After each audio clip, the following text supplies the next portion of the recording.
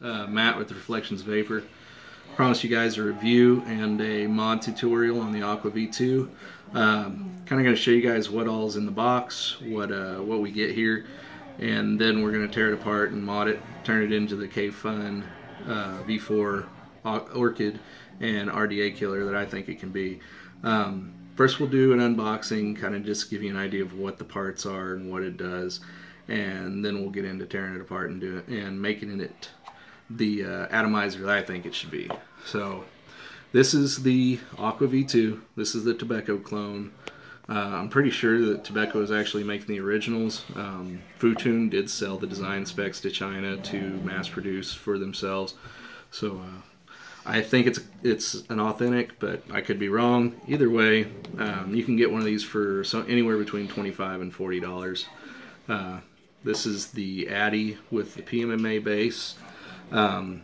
You can take it apart here, and this functions as your, well, of course it's the one place that won't unscrew. I've got every other thread coming loose.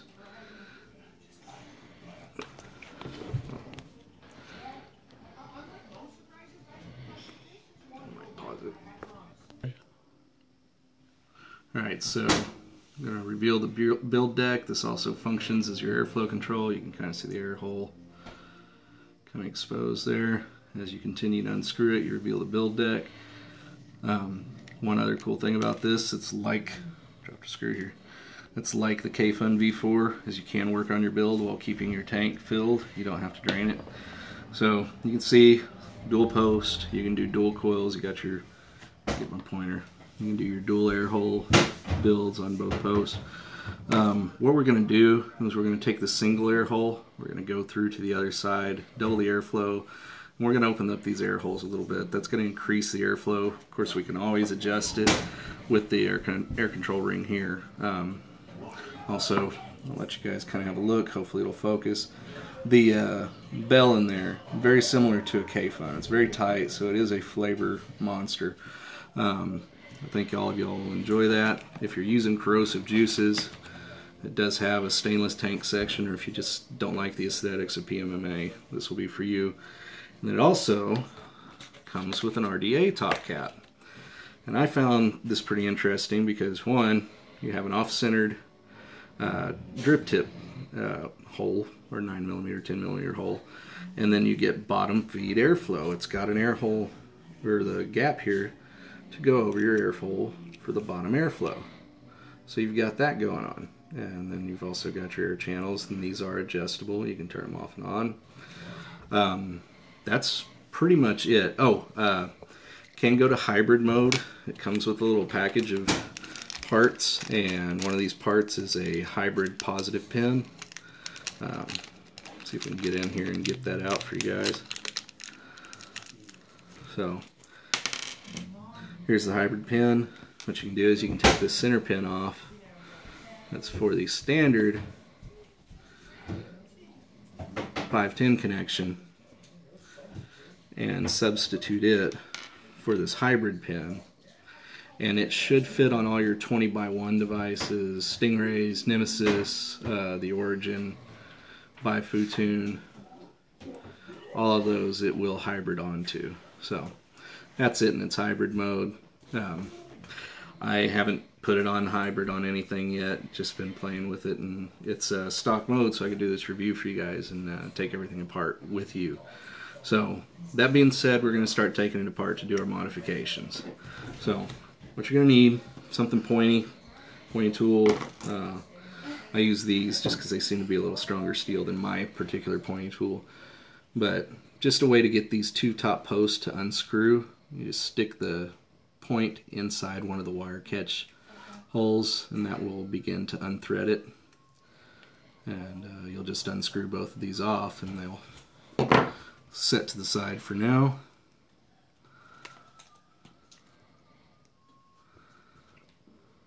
Then we're going to take this brass screw that got revealed, that's your positive lead, and just push that down and slide it out. That's all your positive contact there. Now, I'm going to take your pointing tool again. You're going to go into the air hole and pry up on this white piece of Delrin. gets stuck in there by an O-ring, so it's a little tight. It'll pop right out. This works as your airflow control, or your airflow channels.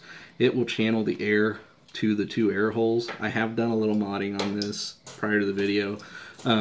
Before I got a hold of it, all this was closed off, and from here to like here was all solid Delrin.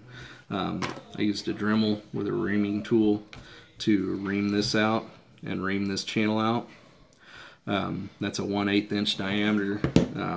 You guys could use a reamer, a bead reamer, or like a chainsaw file, anything of that nature to get that same channel if you don't have a Dremel handy. Now we are going to take a 3/32 drill bit. We're going to open up this air hole. We're going to put one straight across from it. I don't have a drill press. I'm assuming a lot of people don't have a drill press at their disposal. Just take your time in measuring out where that hole should be if it's directly across. Now, fortunately, you got kind of an indicator. I don't know if you can see, but the factory air hole is right here. So if we go straight up, you can see that that hole with the Delrin insulator in it will be kind of a director on where you're going to go through the side on this side to get that second air hole. I'm going to get my drill going. I'll be right back with you guys. Alright, so we've got the air holes, we've got dual, and I ended up doing a 7/64. That's what the factory air hole was. So we've got dual 7/64 air holes in here. That's going to enable this air channel on this Delrin to feed from both sides, in effect doubling our airflow capabilities. So now I'm going to take a 3/32. I'm going to drill out the 2 air holes on here. That'd be the top and bottom. This is your positive connector hole. This is your negative connector hole for future reference. So I'm going to drill those out and I'll be right back with you again. Alright, so I've got the air channels, or the air holes drilled back out. Like I told you before, we drilled out the channels on the Delrin, I don't know if you would call it air director, to where we're going to get airflow from all sides. I may or may not go ahead and take this cross and go all the way across here. I don't think it's going to hurt anything, but your first airflow is going to be right here. That's your primary airflow. So the secondary airflow is going to be going across here, the second air hole that I just drilled into the deck. So we'll see how that goes. If it works out without it having to cut in there, I'm not going to do anything else. If it doesn't, I'll let you know that I drilled this out. I probably won't show it in the video because, well, nobody wants to see me boring through plastic and metal. So I'm going to reassemble this, we're going to top it off, and we're going to have a vape. So I'll be right back. Alright guys, we're going to build the Aqua now. I'm using 26 gauge. I'm going to do dual, probably 8 wraps, 8 to 10 wraps. I haven't decided yet. I'm kind of flying by the seat of my pants on it. We're going to do duals on a 2.5mm screwdriver. We'll just do that, and then we're going to wick with Japanese cotton. 3, 4, 5.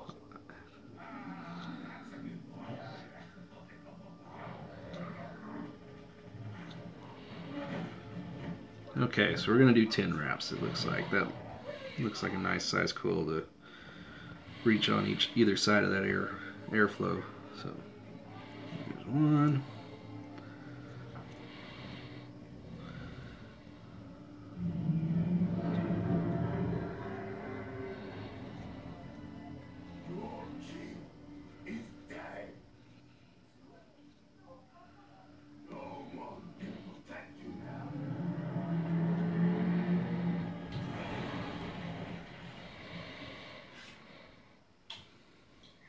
And 2. Alright, let's start inserting them.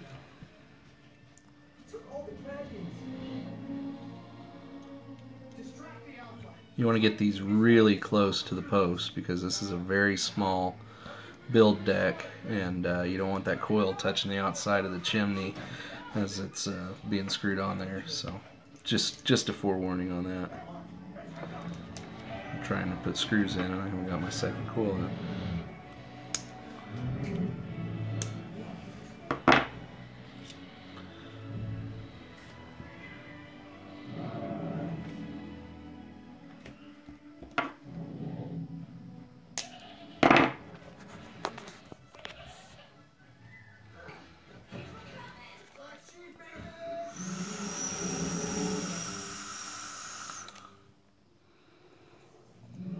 And if anybody's wondering who's behind the camera, that's my buddy Brad.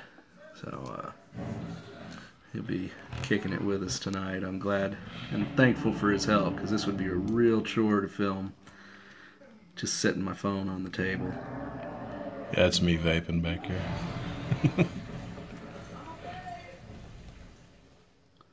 Thanks for having me, Matt. Thanks for being here.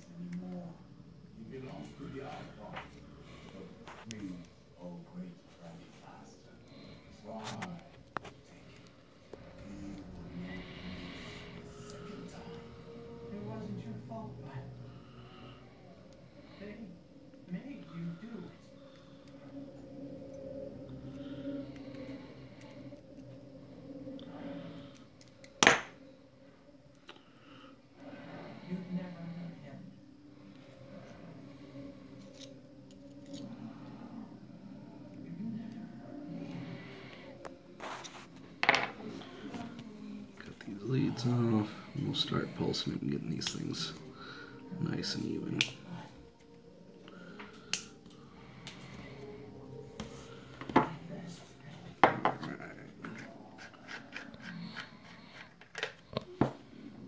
This should be about a 0.5, maybe a 0.4 ohm build.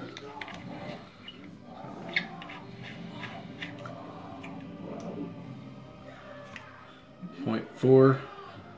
Maybe it'll focus. Sometimes it does, sometimes it doesn't. But we will tighten it up now. Let me get some pliers. I had them somewhere.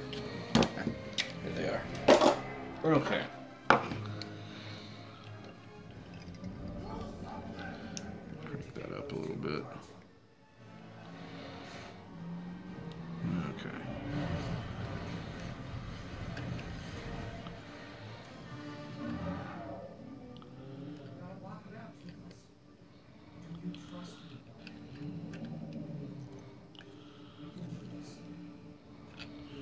Just make sure you got those things aligned over the air holes. That's kind of the critical thing.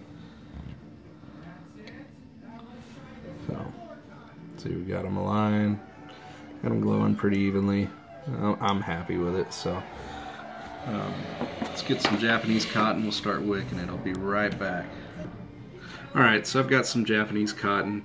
We're going to wick these. There's a little technique. It's worked for me on Aquas in the past, and it's what I'm sticking with. I think you can probably do a fogger wick, or Twisted's wicking technique for the orchid will work, but this is just kind of what works for me. So for now, we're just going to pull these through, and we're just going to leave about a ½ inch. I'm going to trim this down. I'm going to leave about a ½ inch on either side of wick, and then we're going to do something funky. So right now, we just want to cut it down. Don't want to leave a lot. Just basically, we want enough to reach there. Basically, we want enough to reach just partially into the juice channel, just edging it in there. So, but here is the key. I'm going to take about half of this cotton off on each one of these strands. Focus. It's not focus. Focus, Danielson. We'll do a close-up and let everybody see it eventually. Focus now. So you're cutting the bottom part off, or the top? Top, yeah. Okay. Cutting the top section. Yeah, I've done that. I'm cutting just, half of that off. Just enough to where there's not a huge chunk of cotton sitting in your juice channel. Okay, cool. All right, so